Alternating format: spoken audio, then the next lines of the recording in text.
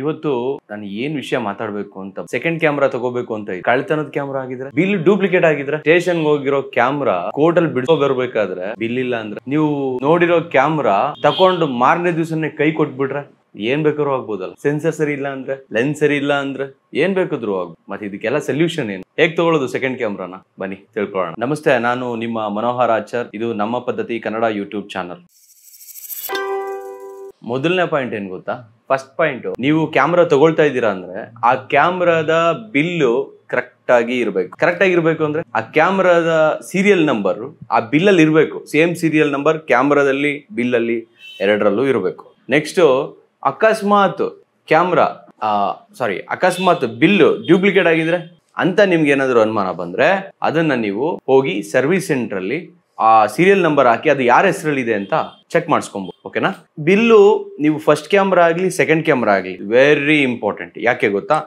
ಆ ಬಿಲ್ ಅಕಸ್ಮಾತ್ ನಿಮ್ ಕ್ಯಾಮ್ರಾ ಏನಾದ್ರು ಕಳ್ತನ ಆಗೋದ್ರೆ ಪೊಲೀಸ್ ಸ್ಟೇಷನ್ ಅಲ್ಲಿ ಕಂಪ್ಲೇಂಟ್ ಕೊಡ್ಬೇಕಾದ್ರೆ ಕೆಲವೊಂದ್ಸಾರಿ ಕಂಪ್ಲೇಂಟ್ ಜೊತೆಗೆ ಈ ಬಿಲ್ಲನ್ನು ಕೂಡ ಜೆರಾಕ್ಸ್ ಮಾಡಿ ಅಟ್ಯಾಚ್ ಮಾಡ್ಬೇಕಾಗತ್ತೆ. ತಿಳ್ಕೊಳ್ಳಿ, ಕ್ಯಾಮ್ರಾ ಏನಾದ್ರು ಅಕಸ್ಮಾತ್ ಆಗಿ ಸಿಕ್ಕಿದ್ರೆ ಸ್ವಲ್ಪ ಡೌಟೆ, ಬಟ್ ಸಿಕ್ಕಿದ್ರೆ ಅದು ಸೀದಾ ನಿಮ್ ಕೈಗೆ ಬರಲ್ಲ. ಅದನ್ನ ಸೀಸ್ ಮಾಡಿ ಕದ್ದವನ ಜೊತೆಲಿ ಅದನ್ನ ಕೋರ್ಟ್ ಕಳಿಸ್ತಾರೆ. ಕೋರ್ಟ್ ಅಲ್ಲಿ ಹೋಗಿ ಆ ಬಿಲ್ ನ ಕೊಟ್ಟು ನಿಮ್ಮ ಆಧಾರ್, ಪಾನ್ ಕಾರ್ಡ್ ಈ ತರ ಪ್ರೂಫಿಂಗ್ ಏನಿದೆ ಅದನ್ನ ಕೊಟ್ಟು ಅದನ್ನ ಕೋರ್ಟ್ ಇಂದ ಡೈರೆಕ್ಟ್ ನೀವು ರಿಲೀಸ್ ಮಾಡಿಸ್ಬೇಕಾಗತ್ತೆ.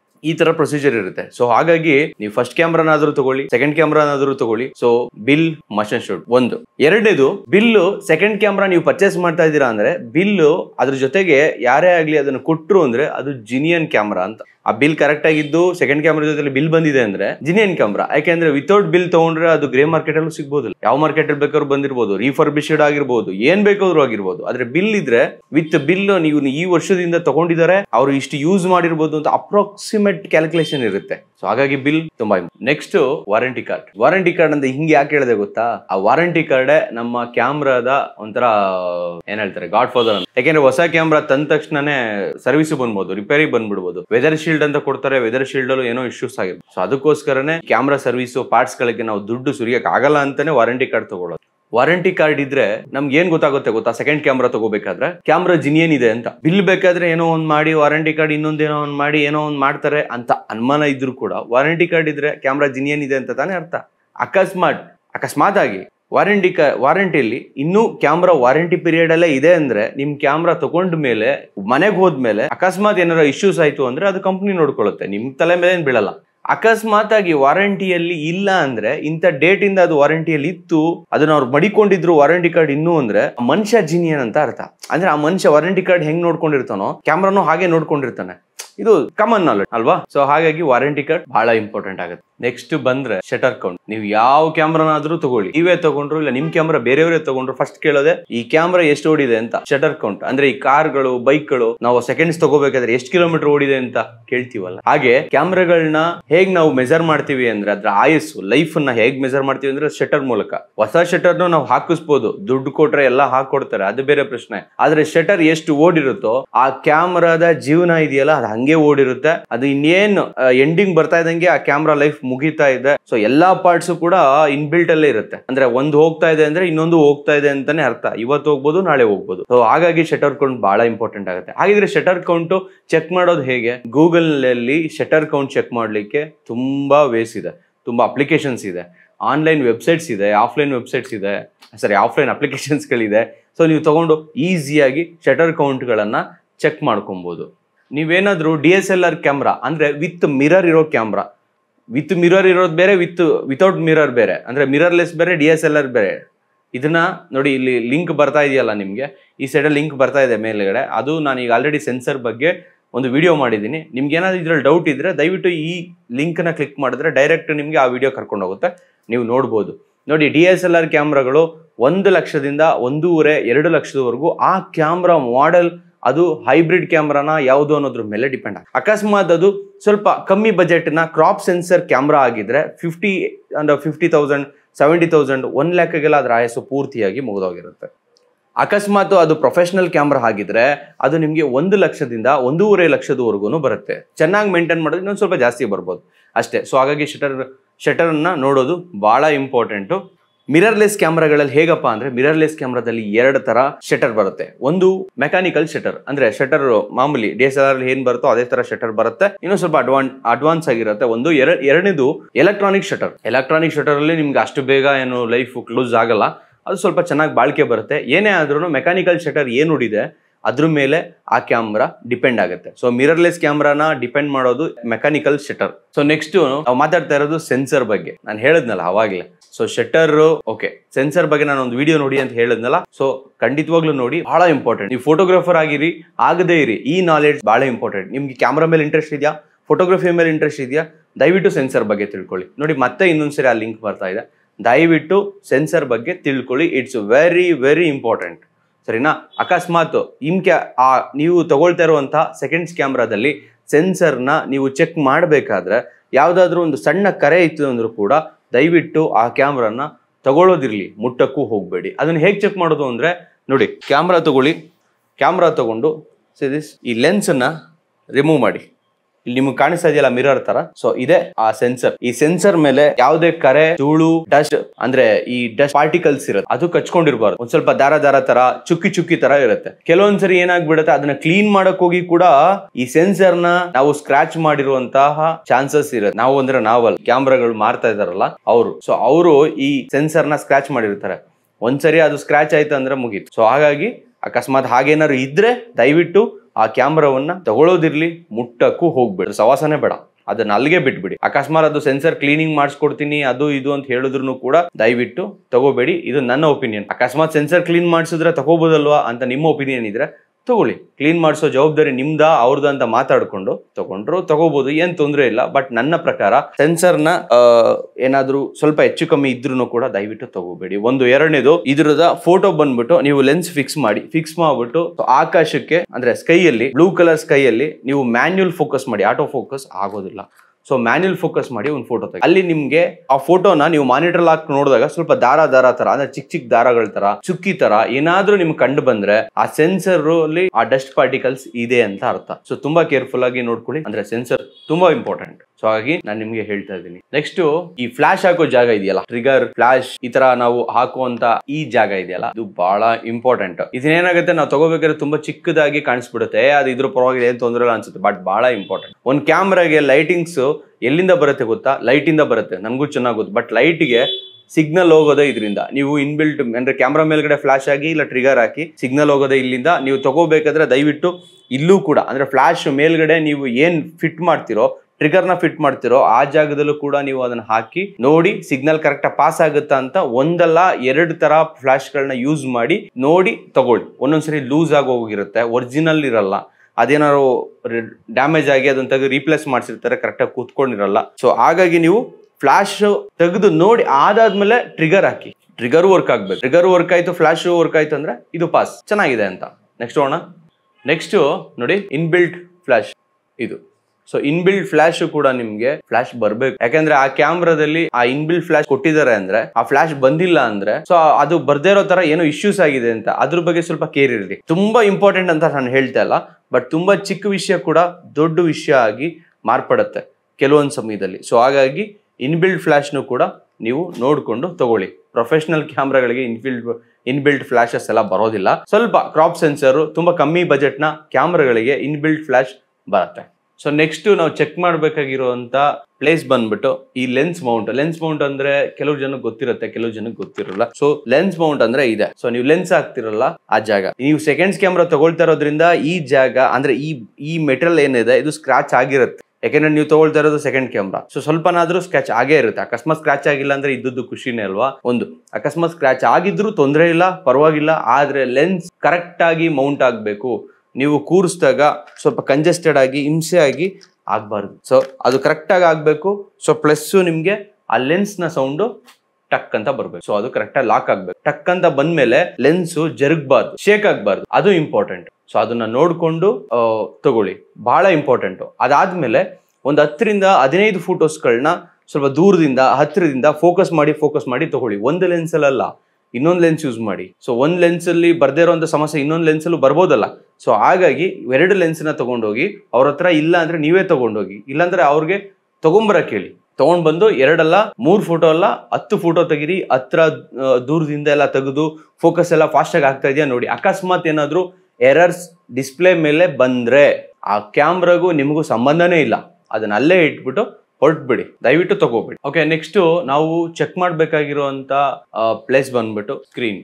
ಇದು ಮೈನ್, ಸರಿನಾ? ಸ್ಕ್ರೀನ್ ಮತ್ತೆ ವ್ಯೂ ಫೈಂಡರ್ ಅಲ್ಲಿ ಬರುವಂತ ಕಲರ್ ಎರಡು ಒಂದೇ ಕಲರ್ ಆಗಿರುತ್ತೆ. ಒಂದೊಂದ್ಸರಿ ವ್ಯೂ ಫೈಂಡರ್ ಅಲ್ಲಿ ಡೌನ್ ಆಗಿರುತ್ತೆ, ಸ್ಕ್ರೀನ್ ಅಲ್ಲಿ ಡೌನ್ ಆಗಿರುತ್ತೆ, ಏನ್ ಬೇಕಾದ್ರೂ ಆಗಿರ್ಬೋದು. ಅಕಸ್ಮಾತ್ ನೀವು ತಗೊಳ್ತಾ ಇರುವಂತ ಕ್ಯಾಮ್ರಾದಲ್ಲಿ ಟಚ್ ಸ್ಕ್ರೀನ್ ಇದೆ ಅಂದ್ರೆ ಆ ಟಚ್ ಸೆನ್ಸಿಟಿವಿಟಿ ಇದೆಯಲ್ಲ, ಅಂತ ಟಚ್ ಮಾಡಿದ ತಕ್ಷಣ ವರ್ಕ್ ಆಗುವಂತ ಕೆಲಸ ಇದೆಯಲ್ಲ, ಆ ಕೆಲಸ ಕರೆಕ್ಟ್ ಆಗಿರ್ಬೇಕು. ನೀವು ಇಲ್ಲಿ ಏನ್ ಆಪ್ಷನ್ ಕ್ಲಿಕ್ ಮಾಡಿದ್ರೆ ಅದು ಟಕ್ಕ ಟಕ್ಕ ಟಕ್ಕ ಅಂತ ಟಚ್ ಆಗ್ತಾ ಇರಬೇಕು. ಅಕಸ್ಮಾತ್ ನೀವು ಟಚ್ ಆಗ್ಲಿಲ್ಲ ಅಂದ್ರೆ ಅವ್ರು ಹೇಳ್ತಾರೆ ಸ್ಕ್ರೀನ್ ಗಾರ್ಡ್ ಹಾಕ್ಸ್ಬಿಟ್ಟಿದೀನಿ ಸೊ ಅದಕ್ಕೆ ಆಗ್ತಾ ಇಲ್ಲ ಅಂತ. ನಂಬೇಡಿ, ಸ್ಕ್ರೀನ್ ಗಾರ್ಡ್ ತೆಗೆದು ಬಿಡ್ಬೇಕಾದ್ರೂ ಚೆಕ್ ಮಾಡ್ಬಿಡಿ. ಯಾಕೆಂದ್ರೆ ನೀವು ತಗೊಂಡು ದುಡ್ಡು ಕೊಟ್ಮೇಲೆ ಆ ಕ್ಯಾಮ್ರಾಗೂ ಅವನಿಗೂ ದುಡ್ಡುಗೂ ನಿಮ್ಗೂ ಯಾವ ಸಂಬಂಧನೂ ಇರಲ್ಲ. ಸೊ ಹಾಗಾಗಿ ತಗೊಳಕ್ ಮುಂಚೆ 2 ಸರಿ ಯೋಚನೆ ಮಾಡ್ಬಿಟ್ಟು ಚೆಕ್ ಮಾಡ್ಬಿಟ್ಟು ತಗೊಳ್ಳಿ, ಯಾವ್ದ್ರಲ್ಲೂ ಕಾಂಪ್ರಮೈಸ್ ಆಗ್ಬೇಡಿ. ಟಚ್ದು ಸೆನ್ಸಿಟಿವಿಟಿ ಚೆನ್ನಾಗಿ ವರ್ಕ್ ಆಗಬೇಕು. ಈ ನೀವು ಕ್ಯಾಮ್ರಾದ ಒಳಗಡೆ ಹೋಗಿ ಬ್ರೈಟ್ನೆಸ್ ಅಂದ್ರೆ ಸ್ಕ್ರೀನ್ ಬ್ರೈಟ್ನೆಸ್ ಕಮ್ಮಿ ಜಾಸ್ತಿ ಮಾಡಿದಾಗೆಲ್ಲ ಇಲ್ಲೂ ಕಮ್ಮಿ ಜಾಸ್ತಿ ಆಗ್ತಾ ಇರ್ಬೇಕು, ಅದು ಒಂದು. ಆಮೇಲೆ ಸ್ಕ್ರೀನ್ ಮೇಲೆ ಯಾವುದೇ ಅನ್ವಾಂಟೆಡ್ ಲೈನ್ಸು ಆಮೇಲೆ ಕರೆಗಳು ಇರಬಾರ್ದು. ಕರೆಗಳು ಅಂದ್ರೆ ಮುಟ್ಟದ್ದು ಕರೆ ಹಾಗೆ ಆಗುತ್ತೆ, ಅದನ್ನ ಕರೆ ಅಂತ ಹೇಳ್ತಾ ಇಲ್ಲ. ಸೊ ಒರ್ಸಿದ್ರು ಹೋಗದೆ ಇರುವಂತ ಕರೆ ಅದು ಆಗಿರ್ಬಾರ್ದು, ಲೈನ್ಸ್ ಕೂಡ ಬಂದಿರಬಾರ್ದು, ಅದು ಒಂದು. ಯಾಕೆಂದ್ರೆ ಲೈನ್ಸ್ ಯಾವಾಗ ಬರುತ್ತೆ ಅಂದ್ರೆ ಕ್ಯಾಮ್ರಾದಲ್ಲಿ ಏನಾದ್ರೂ ಸ್ವಲ್ಪ ಎರರ್ಸ್ಗಳಿದ್ರೆ, ಇಲ್ಲ ಏನೋ ಸರ್ಕ್ಯೂಟ್ ಆಗಿದ್ರೆ, ಇಲ್ಲ ಈ ಕೇಬಲ್ಸ್ಗಳು ಕನೆಕ್ಷನ್ ಏನಾದ್ರೂ ಸ್ವಲ್ಪ ಲೂಸ್ ಆಗಿದ್ರೆ ಖಂಡಿತವಾಗ್ಲೂ ಬರುತ್ತೆ. ಆಮೇಲೆ ನೀವು ತಗೊಳ್ತಾ ಇರುವಂತ ಸ್ಕ್ರೀನ್ ಫಿಕ್ಸ್ಡ್ ಅಲ್ದೇನೆ ನೋಡಿ ಈ ತರ ಮೂವ್ ಆಗೋಂಗಿದ್ರೆ ಕಾಣಿಸ್ತಾ ಇದೆಯಾ ನಿಮ್ಗೆ? ಸೊ ಈ ತರ ಮೂವ್ ಆಗೋಗಿದ್ರೆ ನೋಡಿ, ಇದನ್ನ ಡಿಸ್ಪ್ಲೇನ ಕ್ಯಾಮ್ರಾನ ಆನ್ ಮಾಡಿ ನೀವು ಡಿಸ್ಪ್ಲೇನ ಕೆಳಗಡೆ ಮಾಡಿದ್ರು ಮೇಲ್ಗಡೆ ಮಾಡಿದ್ರು, ಸೊ ಕ್ಯಾಮ್ರಾ ಸೆಟ್ಟಿಂಗ್ಸ್ ನೀವು ಚೇಂಜ್ ಮಾಡ್ಬೇಕಾದ್ರೆ ಇಲ್ಲ ಕ್ಯಾಮ್ರಾ ಡಿಸ್ಪ್ಲೇ ಇಲ್ಲಿ ನೋಡ್ತಾ ಇರ್ಬೇಕಾದ್ರೆ ಒಂದೇ ತರ ಇರಬೇಕು. ಕ್ಯಾಮ್ರಾ ಅದು LCD ಮೇಲೆ ಕೆಳಗೆ ಸ್ವಲ್ಪ ಸೈಡ್ ಅಲ್ಲಿ ಹಿಂಗ್ ತೆಗಿಯೋದು ಈ ತರ ಆದಾಗ ಸಿಗ್ನಲ್ ಲಾಸ್ ಆಗಿ ಪಿಕ್ಚರ್ ಈ ಬಲ್ಪ್ ವೋಲ್ಟೇಜ್ ಬಂದು ಹೋಗಿ ಮಾಡುತ್ತಲ್ಲ, ಆ ತರ ಆಗ್ಬಾರ್ದು. ಆ ತರ ಆದ್ರೆ ಡಿಸ್ಪ್ಲೇ ವೈರಿಂಗ್ ಅಲ್ಲಿ ಇಲ್ಲ ಡಿಸ್ಪ್ಲೇ ಅಲ್ಲಿ ಏನೋ ಪ್ರಾಬ್ಲಮ್ ಇದೆ ಅಂತ ಅರ್ಥ. ಸೊ ಇದನ್ನ ಅಂಡರ್ಸ್ಟ್ಯಾಂಡ್ ಮಾಡ್ಕೊಳ್ಳಿ.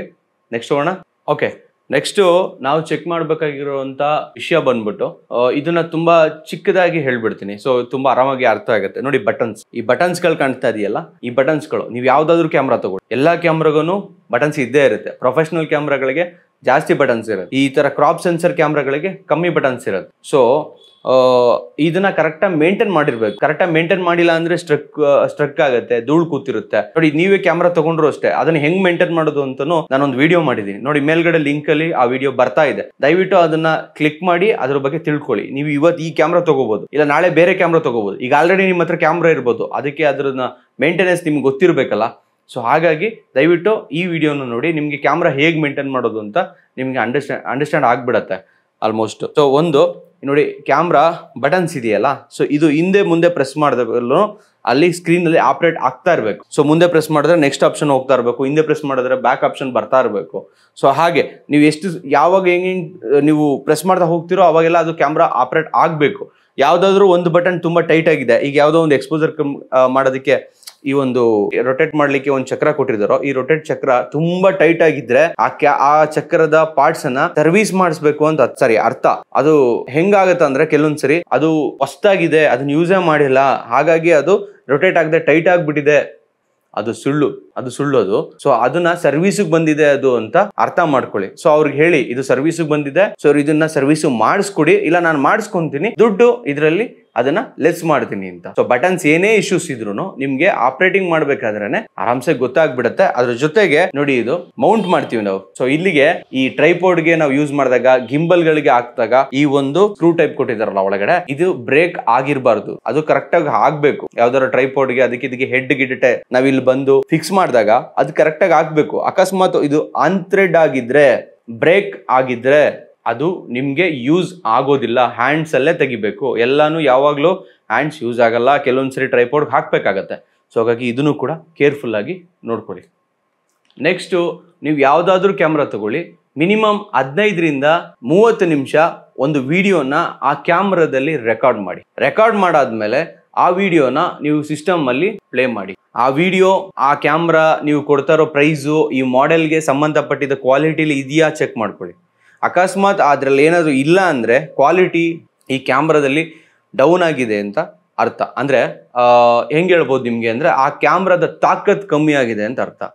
ಸೊ ಹಾಗಾಗಿ ನಿಮ್ಗೆ ಆಮೇಲೆ ಅದನ್ನು ಕ್ಯಾಮ್ರಾನ ತಗೊಂಡ್ರು ಕೂಡ ಏನು ಯೂಸ್ ಇಲ್ಲ. ಆಮೇಲೆ ಇನ್ನೊಂದೇನಪ್ಪ ಅಂದರೆ ಸುಮಾರು ಒಂದು 3 ವರ್ಷದ ಕ್ಯಾಮ್ರಾ ತಗೊಳ್ಳಿ, 4 ವರ್ಷದ ಕ್ಯಾಮ್ರಾ ತಗೊಳ್ಳಿ, ಮ್ಯಾಕ್ಸಿಮಮ್ 5 ವರ್ಷ. ದಯವಿಟ್ಟು 5 ವರ್ಷ ಹಿಂದಿನ ಕ್ಯಾಮ್ರಾಗಳನ್ನು ತಗೋಬೇಡಿ. ಯಾಕೆ ಗೊತ್ತಾ? ಅದರ ಪಾರ್ಟ್ಸ್ಗಳು ಸಿಗಲ್ಲ.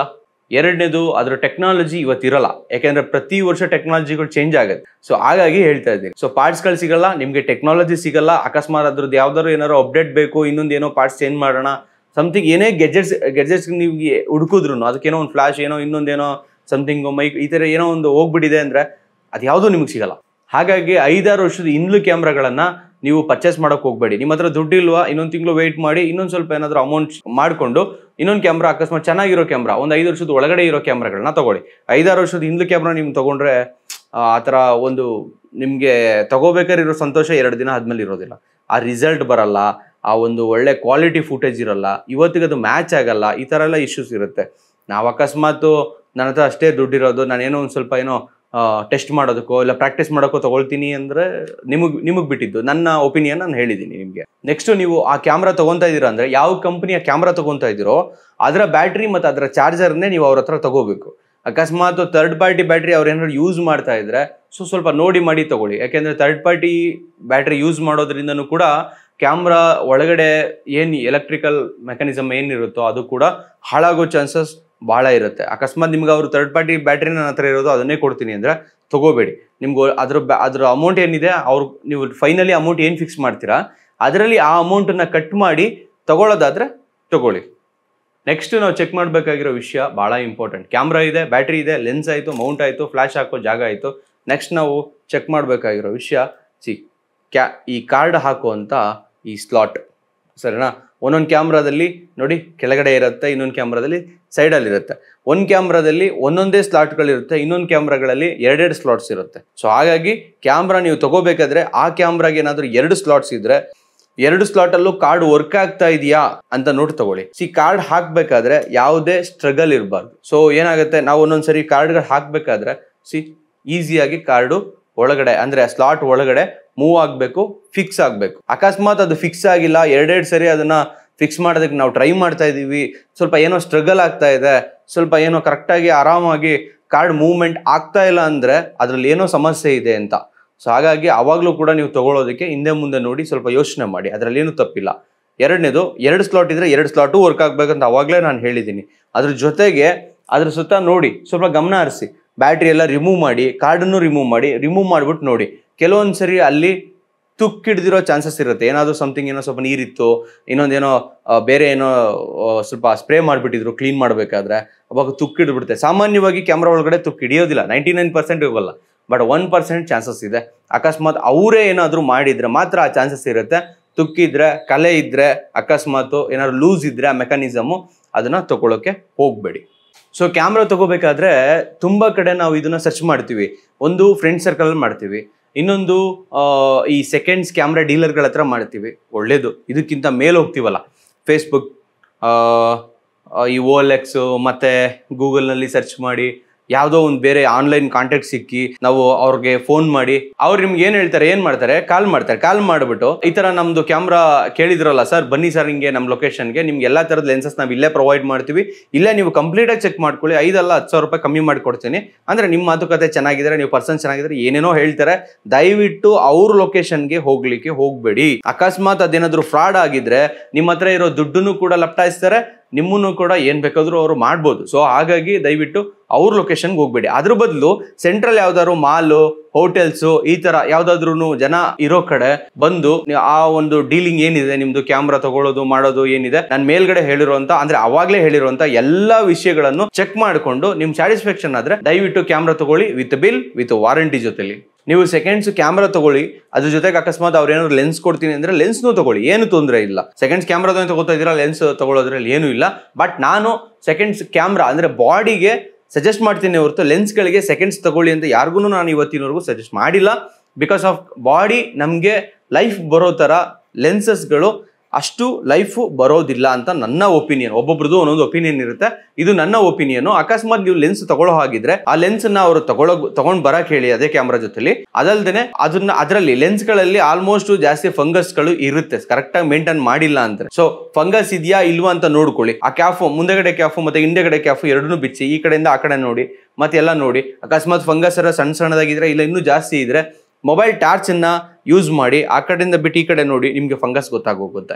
ಸೊ ಫಂಗಸ್ ಕ್ಲಿಯರ್ ಮಾಡೋಕ್ಕಾಗತ್ತಾ ನೋಡಿ. ಇಲ್ಲ ಅಂದ್ರೆ ಆ ಲೆನ್ಸ್ ನಿಮ್ಗೆ ಇಷ್ಟ ಆಗ್ಲಿಲ್ಲ ಅಂದ್ರೆ ದಯವಿಟ್ಟು ತಗೋಬೇಡಿ. ಇದು ನನ್ನ ಒಪಿನಿಯನ್. ಒಂದೊಂದ್ಸರಿ ಏನಾಗುತ್ತೆ, ಲೆನ್ಸ್ ಕ್ಯಾಮ್ರಾಗೆ ಮೌಂಟ್ ಮಾಡ್ಬೇಕಾದ್ರೆ ಒಂದೊಂದ್ಸರಿ ಥ್ರೆಡ್ ಡ್ಯಾಮೇಜ್ ಆಗಿರೋ ಚಾನ್ಸಸ್ ಇರುತ್ತೆ, ಅದನ್ನೂ ಒಂದ್ಸರಿ ನೋಡ್ಕೊಳ್ಳಿ. ಆಮೇಲೆ ಒಂದಲ್ಲ 10 ಫೋಟೋ ತೆಗೆದು ಫೋಕಸ್ ಆಗ್ತಾ ಇದೆಯಾ ಅಂತ ನೋಡ್ಕೊಳ್ಳಿ. ನಾನು ಅವಾಗಲೇ ಹೇಳಿದ್ನಲ್ಲ, ಹತ್ತಿರಕ್ಕೊಂದು ಫೋಟೋ, ದೂರಕ್ಕೊಂದು ಫೋಟೋ, ಇನ್ನೂ ಸ್ವಲ್ಪ ದೂರಕ್ಕೊಂದು ಫೋಟೋ, ಈ ತರ ಕ್ಲಿಕ್ ಮಾಡಿ ನೋಡ್ಕೊಳ್ಳಿ. ಫಾಸ್ಟ್ ಶಟರ್ ಮಾಡಿ, ಮಲ್ಟಿ ಶಟರ್ ಹಾಕಿ, ಈ ತರ ಡಿಫ್ರೆಂಟ್ ಆಗಿ ಚೆಕ್ ಮಾಡ್ಬಿಟ್ಟು ತಗೊಳ್ಳಿ. ಲೆನ್ಸ್ ತಗೋಬೇಕಾದ್ರೆ ಬಹಳ ಕೇರ್ಫುಲ್ ಆಗಿ ತಗೋಬೇಕು. ಬಾಡಿ ತಗೊಳ್ಳೋದಕ್ಕಿಂತ ಡಬಲ್ ಕೇರ್ಫುಲ್ ಆಗಿರ್ಬೇಕು ಲೆನ್ಸ್ ತಗೋಬೇಕಾದ್ರೆ. ನಾನು ಮುಂಚೆನೆ ಹೇಳಿದಾಗೆ ಅಕಸ್ಮಾತ್ ಅವ್ರೇನಾದ್ರು ನಿಮ್ಗೆ ಕದ್ದಿರೋ ಕ್ಯಾಮ್ರಾ ಕೊಟ್ರೆ ನೀವ್ ಏನ್ ಮಾಡ್ಬೋದು ಅಂದ್ರೆ, ಅವ್ರ ಜೊತೆಲಿ ಒಂದು ಅಂದ್ರೆ ಮಾತುಕತೆ ಮಾಡಿ. ಏನಂದ್ರೆ ನಿಮ್ಮ ಆಧಾರ್ ಕಾರ್ಡ್ ಕೊಡಿ, ಪಾನ್ ಕಾರ್ಡ್ ಕೊಡಿ. ಯಾಕಂದ್ರೆ ಅವ್ರಿಗೆ ಓಪನ್ ಆಗಿ ಹೇಳಿ, ಇವತ್ತು ಯಾರನ್ನು ನಂಬುವಂತ ಪರಿಸ್ಥಿತಿಲಿ ಇಲ್ಲ. ಅವ್ರು ಕೊಟ್ಟಿರೋ ಬಿಲ್ಲು ಮತ್ತೆ ವಾರಂಟಿ ಕಾರ್ಡ್ ಅಲ್ಲಿ ಇರುವಂತ ಡೀಟೇಲ್ಸ್ ಅವ್ರ ಆಧಾರ್ ಕಾರ್ಡ್ ಪಾನ್ ಕಾರ್ಡ್ ಅಲ್ಲಿ ಮ್ಯಾಚ್ ಆಗ್ತಾ ಇದೆಯಾ ನೋಡ್ಕೊಳ್ಳಿ. ಜೊತೆಗೆ ಅವ್ರ ಜೊತೆಲಿ ಒಂದು ವಿಡಿಯೋ ಮಾಡ್ಕೊಳ್ಳಿ. ನೋಡಿ ಸರ್, ನಿಮ್ಮ ಹತ್ರ ನಾನು ಈ ಕ್ಯಾಮ್ರಾನ ತಗೊಳ್ತಾ ಇದ್ದೀನಿ, ಅಕಸ್ಮಾತ್ ನಾಳೆ ಏನಾದ್ರೂ ಈ ಕ್ಯಾಮ್ರಾದಲ್ಲಿ ಇಶ್ಯೂ ಬಂದ್ರೆ ಡೈರೆಕ್ಟ್ ಆಗಿ ಹೇಳಿ. ನಾಳೆ ಏನಾದ್ರು ಇದು ಕದ್ದಿರೋ ಕ್ಯಾಮ್ರಾ ಅಂತ ಗೊತ್ತಾಗ್ಬಿಟ್ರೆ ಈ ವಿಡಿಯೋನ ನನಗೆ ಬೇಕಾಗುತ್ತೆ, ಇದು ಇರುತ್ತೆ, ಸೊ ಹಾಗಾಗಿ ಅಂತ ಹೇಳಿ ಅವ್ರಿಗೆ ನೀವು ವಿಡಿಯೋ ಮಾಡ್ಕೊಳ್ಳಿ. ವಿತ್ ವಾಯ್ಸ್ ಓವರ್ ಕೊಟ್ಕೊಂಡು ಒಂದು ವಿಡಿಯೋ ಮಾಡ್ಕೊಳ್ಳಿ. ಅದನ್ನ ಸೇವ್ ಮಾಡ್ಕೊಂಡು ನಿಮ್ Google Drive or something like ಎಲ್ಲಾದ್ರೂ ಸೇವ್ ಮಾಡಿ ಇಟ್ಕೊಳ್ಳಿ. ನಿಮ್ಮ ಹತ್ರ ಕ್ಯಾಮ್ರಾ ಇರೋವರೆಗೂ ಅದಿದ್ರೆ ತುಂಬಾ ಸೇಫ್. ನಾಳೆ ಏನಾದ್ರು ಪೊಲೀಸ್ ಕೇಸು ಅದು ಇದು ಕದ್ದು ಕ್ಯಾಮ್ರಾ ಅಂತ ಬಂದ್ರೆ ಆ ವಿಡಿಯೋ ತೋರಿಸಿದ್ರೆ ನಿಮಗೆ ಸ್ವಲ್ಪ ಹೊರೆ ಕಮ್ಮಿ ಆಗುತ್ತೆ. ಸೊ ಪೊಲೀಸ್ನವ್ರಿಗೂ ಅದೊಂದು ಖಚಿತ ಆಗುತ್ತೆ, ಇದು ಸೆಕೆಂಡ್ಸ್ ಕ್ಯಾಮ್ರಾ ಇವ್ರ ಹತ್ರ ತಗೊಂಡಿದ್ದಾರೆ ಅಂತ ಅವ್ರಿಗೆ ಗೊತ್ತಾಗೋಗುತ್ತೆ. ನೀವು ಎಲ್ಲೇ ಏನೇ ಆದ್ರೂ ಎಲ್ಲಾರು ಒಂದ್ ಕಡೆ ಏನಾದ್ರು ನಿಮ್ಗೂ ಒಂದು ಆಧಾರ ಅಂತ ಇರ್ಬೇಕಲ್ಲ. ಹಾಗಾಗಿ ಹೇಳಿದೆ, ಅಕಸ್ಮಾತ್ ನೀವು ವಿಡಿಯೋ ತಗೊಳ್ತೀನಿ ಅಂದಾಗ ಅವ್ರು ಏನಾದ್ರು ಹಿಂದೆ ಮುಂದೆ ನೋಡಿದ್ರೆ ದಯವಿಟ್ಟು ಆ ಕ್ಯಾಮ್ರಾನ ತಗೊಳ್ಳೋಕೆ ಹೋಗ್ಬೇಡಿ. ಅವ್ರು ಕೇಳ್ತಾರೆ, ನಾವೇನ್ ಕಳ್ರೇನ್ರಿ ನಮ್ಮ ಜೊತೆ ತಗೋತೀರಾ ಅಂತ. ಆ ಮಾತುಗಳೆಲ್ಲ ಇರೋದಿಲ್ಲ. ವ್ಯವಹಾರ, ಬಿಸ್ನೆಸ್ ಇಸ್ ಬಿಸ್ನೆಸ್ ಅಲ್ವಾ. ಸೊ ಹಾಗಾಗಿ ಅವ್ರು ತಗೊಳ್ಳಿ. ಅದಕ್ಕೆ ಧಾರಾಳ ತಗೊಳ್ಳಿ ಅಂದ್ರೆ ಇದು ಜಿನಿಯನ್ ಅಂತ ಅರ್ಥ. ಅವಾಗ ನೀವು ಬೇಕಾದ್ರೆ ತಗೊಳ್ಳಿ. ಸೆಕೆಂಡ್ ಹ್ಯಾಂಡ್ ಕ್ಯಾಮ್ರಾ ತಗೋಬೋದಾ, ವರ್ತಿದ್ಯಾ ಅಂತ ಏನಾದ್ರು ಕೇಳಿದ್ರೆ ನಾನೇನ್ ಹೇಳ್ತೀನಿ ಅಂದ್ರೆ, ಸೆಕೆಂಡ್ ಹ್ಯಾಂಡ್ ಕ್ಯಾಮ್ರಾ ತಗೊಳ್ಳೋದು ವರ್ತಿದೆ. ಯಾಕೆಂದ್ರೆ ನೀವೇನಾದ್ರೂ ಸ್ವಲ್ಪ ಮನೆ ಯೂಸ್ ತಗೊಳ್ತಾ ಇದ್ರೆ, ಮನೆ ಯೂಸ್ಗೆ ಅಂತ ತಗೊಳ್ತಾ ಇರೋ ಕ್ಯಾಮ್ರಾ ಬಜೆಟ್ಗೆನೆ ನೀವು ಯಾರಾದ್ರೂ ಪ್ರೊಫೆಷನಲಿಸ್ಟ್ ಹತ್ರ ಹೋಗಿ ಕ್ಯಾಮ್ರಾ ತಗೊಂಡ್ರೆ ತುಂಬಾ ಒಳ್ಳೆ ಕ್ಯಾಮ್ರಾ ನಿಮ್ಗೆ ತುಂಬಾ ಕಮ್ಮಿ ಬಜೆಟ್ಗೆ ಸಿಗುತ್ತೆ. ಪ್ಲಸ್ ನಿಮ್ಗೆ ಏನಾಗ್ಬಿಡುತ್ತೆ ಅಂದ್ರೆ ಲೈಫ್ ಚೆನ್ನಾಗಿರುತ್ತೆ. ನಾನು ಈಗ ಹೇಳದ್ನಲ್ಲ, ಇಷ್ಟನ್ನೆಲ್ಲ ನೀವು ಚೆಕ್ ಮಾಡಿ ತಗೊಂಡ್ರಿ ಅಂದ್ರೆ ಬಹಳ ಚೆನ್ನಾಗಿರುವಂತ ಒಳ್ಳೆ ಕ್ಯಾಮ್ರಾಗಳು ನಿಮ್ಗೆ ಸಿಗುತ್ತೆ. ಆಮೇಲೆ ಜೊತೆಗೆ ಅವರು ನಿಮ್ಗೆ ಸಜೆಷನ್ ಕೂಡ ಕೊಡ್ತಾರೆ, ಈ ಕ್ಯಾಮ್ರಾನ ಹೇಗ್ ಮೇಂಟೈನ್ ಮಾಡಬೇಕು, ಹೇಗ್ ಫೋಟೋಸ್ ತೆಗಿಬೇಕು ಅಂತನೂ ಕೂಡ ಫ್ರೀ ಗೈಡ್ ಮಾಡ್ತಾರೆ. ನಿಮ್ಗೆ ಚೆನ್ನಾಗಿರುತ್ತೆ. ಅದರಲ್ಲಿ ನಿಮ್ಮ ಫ್ಯಾಮಿಲಿ ಫೋಟೋಗ್ರಾಫರ್ದೇ ಕ್ಯಾಮ್ರಾ ಆದ್ರಂತೂ ನಿಮ್ಗೆ ಡಬಲ್ ಬೆನಿಫಿಟ್. ಪ್ರೈಸು ಒಂದು 5,000 ಕಮ್ಮಿ ಆಗುತ್ತೆ. ಎರಡನೇದು, ನಿಮ್ಗೆ ಅಕಸ್ಮಾತ್ ಫೋಟೋಸ್ ತೆಗಿಬೇಕು ಅಂದ್ರೂ ಅವರು ಫೋನಲ್ಲೇ ಗೈಡ್ ಮಾಡೋವಂಥದ್ದು ಏನಾದ್ರೂ ಇದ್ದೇ ಇರುತ್ತೆ. ಅಕಸ್ಮಾತ್ ನೀವೇ ಫೋಟೋಗ್ರಾಫರ್ ಆಗಿ ಏನಾದ್ರೂ ಏನೋ ವೈಲ್ಡ್ ಲೈಫ್ ಮಾಡ್ತಾ ಇದೀನಿ, ಇಲ್ಲ ಟ್ರಿಪ್ದು ಫೋಟೋಸ್ ತೆಗಿತಾ ಇದೀನಿ ಅಂದ್ರೂ ನೀವು ಇನ್ನೂ ತುಂಬಾ ವರ್ಷಗಳ ಕಾಲ ಆ ಕ್ಯಾಮ್ರಾನ ಯೂಸ್ ಮಾಡ್ಬೋದು. ಎಲ್ಲ ಮೆಟೀರಿಯಲ್ಸ್ ಸಿಗುತ್ತೆ.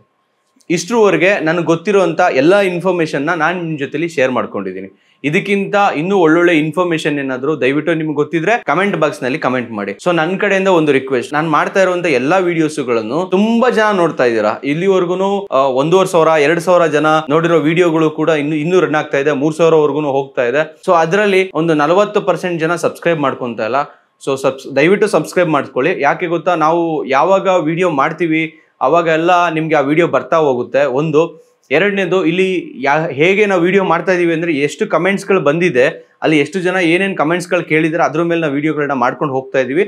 ನಾಳೆ ಏನಾದ್ರು ನಿಮ್ಗೆ ಇಲ್ಲ ನಿಮ್ ಕಡೆಗೆ ಏನಾದ್ರು ಒಂದು ಪ್ರಶ್ನೆ ಬಂದ್ರೆ ಅದನ್ನ ಡೈರೆಕ್ಟ್ ಆಗಿ ಕಮೆಂಟ್ ಬಾಕ್ಸ್ ನಲ್ಲಿ ಹಾಕುವಂಥದ್ದು ಇರುತ್ತೆ. ಅದಕ್ಕೆ ನಾವು ವಿಡಿಯೋ ಮಾಡುವಂಥದ್ದು ಇರುತ್ತೆ. ಅಕಸ್ಮಾತ್ ನಿಮ್ಗೆ ಯಾವುದೋ ಒಂದು ಸೆಕೆಂಡ್ ಅಲ್ಲಿ ಏನೋ ಒಂದು ನೆನಪು ಬಂದ್ರು ಕೂಡ ಕಮೆಂಟ್ ಬಾಕ್ಸ್ ನಲ್ಲಿ ಹಾಕಿದ್ರೆ ಅದು ನಮ್ಮಿಂದ ಇನ್ನೊಬ್ರು ತಲುಪಿ ಅವ್ರಿಗೆ ನಿಮ್ಮಿಂದ ಯೂಸ್ ಆಗುತ್ತೆ. ಆ ತರ ಇರುತ್ತೆ. ದಯವಿಟ್ಟು ನನ್ನ ಚಾನಲ್ ನ ಸಬ್ಸ್ಕ್ರೈಬ್ ಮಾಡ್ಕೊಳ್ಳಿ. ಸೊ ಅದು ತುಂಬಾ ಜನಕ್ಕೆ ಹೆಲ್ಪ್ ಆಗುತ್ತೆ, ಒಂದು ಇನ್ಫಾರ್ಮೇಶನ್ ಹೋಗುತ್ತೆ. ನಿಮ್ಗೂ ಯಾವತ್ತಾರು ಒಂದು ಇನ್ಫಾರ್ಮೇಶನ್ ಬೇಕು ಅಂದ್ರೆ ಇದೇ ಚಾನಲ್ ನಲ್ಲಿ ನಿಮ್ಗೆ ಸಿಗುತ್ತೆ. ಹಾಗೆ ನಿಮ್ಗೆ ಈ ವಿಡಿಯೋ ಇಷ್ಟ ಆಗಿದ್ರೆ, ನಾನು ಮಾಡಿರೋ ಎಲ್ಲಾ ವಿಡಿಯೋಸ್ಗಳು ಇಷ್ಟ ಆಗಿದ್ರೆ ಲೈಕ್ ಮಾಡಿ. ಇದು ಯಾರಿಗಾದ್ರೂ ಇಲ್ಲಿ ಹೆಲ್ಪ್ ಆಗುತ್ತೆ ಅನ್ನೋ ಭರವಸೆ ನಿಮ್ಗಿದ್ರೆ ದಯವಿಟ್ಟು ಆ ವಿಡಿಯೋಗಳನ್ನ ನಿಮ್ಮ ಸ್ನೇಹಿತರುಗಳಿಗೆ ಶೇರ್ ಮಾಡಿ. ಮತ್ತೆ ನಿಮ್ಗೆ ಏನಾದರೂ ಅನಿಸಿಕೆ ಇದ್ರೆ ದಯವಿಟ್ಟು ಕಮೆಂಟ್ ಮಾಡಿ. ಮತ್ತೆ ಸಿಗೋಣ, ಮತ್ತೆ ಮಾತಾಡೋಣ. Thank you so much. By.